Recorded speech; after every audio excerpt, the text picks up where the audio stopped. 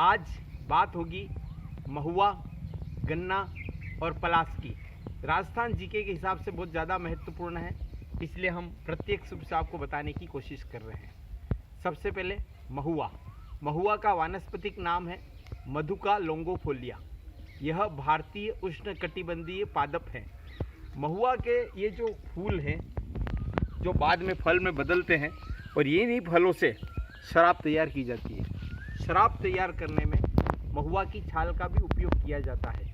ये जो देशी शराब बनती है इसे मावड़ी भी कहा जाता है, और संस्कृत भाषा में इसे माधवी कहते हैं, कई जगह ठर्रा भी कहते हैं। चूँकि महुआ के ये जो फल है, इसके जो पत्तियां है, इसकी छाल है, सभी अवयव काम में आते हैं, अतः इसे आदिवासियों का कल्प वृक्ष भी कहा जाता है। महुआ का उत्पादन राजस्थान में, स्पेशली दक्षिणी राजस्थान में बांसवाड़ा, डूंगरपुर, उदयपुर, सिरोही आदि जिलों में होता है।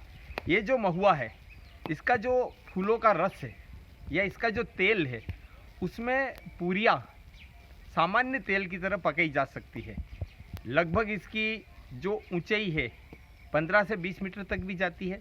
ये दीर्घायु पौधा है, अतः इसका लाभ लंबे समय तक हमारे जनजाति भाई लेते हैं। प्रतापगढ़ जिले में सीता माता अभ्यारण्य है, उसमें जो महुआ के कोटर है उसमें उड़न गिलहरियाँ रहती है। इसके फल खाने में मतलब, और इसका तेल भी उपयोगी है। इसके फूल में 50% से भी अधिक चीनी होने के कारण यह पक्षियों को और पशुओं को बड़ा प्रिय रहता है। वर्ष भर हरा भरा रहता है।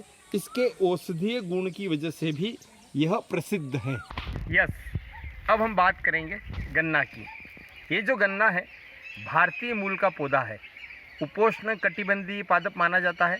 इसका बायोलॉजिकल नेम सेकेरम ऑफिसिनेरम है, लेकिन जो भारत में जो किस्म होती है उसका नाम है सेकेरम बार्बरी। भारतीय गन्ने के पौधे की विशेषता है कि वो थोड़ा मजबूत होता है, उसकी रोग प्रतिरोधक क्षमता ज़्यादा होती है। गन्ने का उपयोग गुड़, खांडसारी, चीनी, शराब आदि के उद्योग में होती है। विश्व में सबसे ज़्यादा गन्ना उत्पादक देश ब्राज़ील है, और इसमें दूसरा स्थान भारत का है। लेकिन क्यूबा एक देश है जिसे शुगर बाउल यानी चीनी का कटोरा कहा जाता है। गन्ने में जो बीमारी होती है उसमें एक तो लाल सड़न रोग है, एक उसमें होता है तना छेदक। एक आपने देखा होगा, यदि इन गन्नों को हम बीच में से छिलते हैं तो जो लाल धारियाँ दिखती है उसको कहा जाता है लाल सड़न रोग। एक कीट है पायरिला, याद रखिए पायरिला, वह गन्ने को बहुत ज़्यादा नुकसान पहुंचाता है। गन्ने के जो तने हैं, ये जैसे आप देख रहे हैं, इन गांठ से यह पौधा लगाया जाता है, मतलब गन्ने की खेती की जाती है। गन्ने का पौधा 3 साल तक चलता है।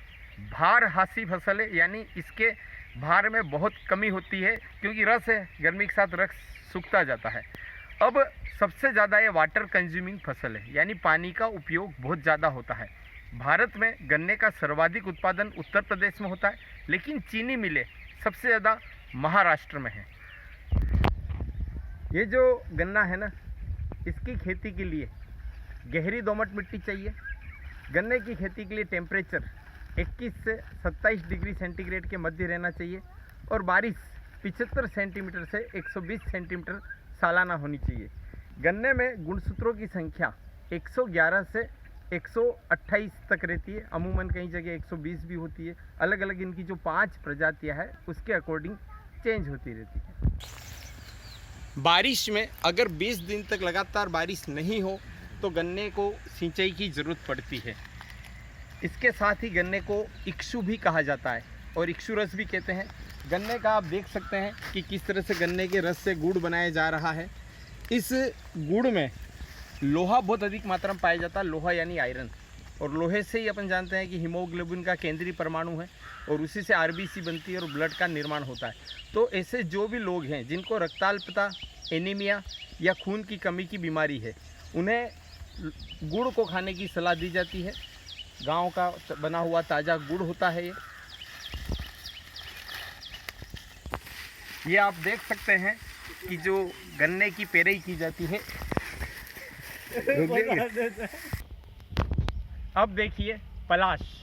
पलास को खाखरा भी कहा जाता है और इसे ढाक भी कहते हैं। आपने हिंदी में पढ़ा होगा, एक मुहावरा होता है, ढाक के 3 पात।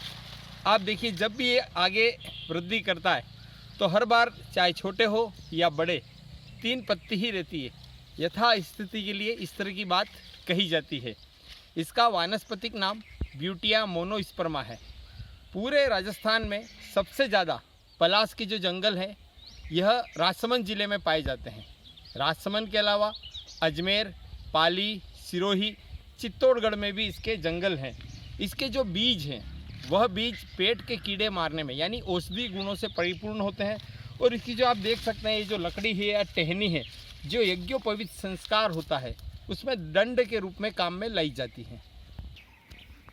ये जो हमने अभी पढ़ा खाखरा, जिसका नाम एक और टेसू भी है, ये टेसू के जो पत्ते हैं ना, ये पत्तल दोने बनाने के काम में आते हैं। अब आप देखिए, इसके जो फूल हैं, पलाश के फूल, इन फूल को उत्तर प्रदेश, वहाँ का ये राज्य पुष्प है। जब गर्मियों में पत्ते खिर जाते हैं, मतलब झड़ जाते हैं, और केवल ये फूल ही रहते हैं, तब दूर से ऐसा लगता है जैसे जंगल में आग लग रही है। इसलिए पलाश को फ्लेम ऑफ द फॉरेस्ट यानी जंगल की ज्वाला भी कहते हैं। आप देख सकते हैं इसके जो फूल हैं वो औषधीय गुणों से युक्त हैं। होली पर जो आयुर्वेदिक रंग लगाए जाते हैं जिसमें किसी तरह का केमिकल नहीं होते, वो इसी टेसू पलाश के फूलों से ही बनाए जाते हैं। ये जो फूल है ना, ये फागुन माह के अंत में इनके उगने की या प्रस्फुटित होने की शुरुआत होती है और लगभग चैत्र मास के प्रारंभ में ये पूर्णतया खिल जाते हैं, जिससे बहुत सुहावना, सुंदर, मनोरम दृश्य उत्पन्न होता है। इस पलाश से घटिया क्वालिटी का कत्था बनता है। वैसे आपको पता होना चाहिए कि कत्थे के लिए खेर वृक्ष वह प्रसिद्ध है और कथोड़ी जनजाति फेमस है। इसके अलावा पलाश से जो गोंद प्राप्त होता है उसे पलाश का गोंद भी कहते हैं। धन्यवाद। जय हिंद।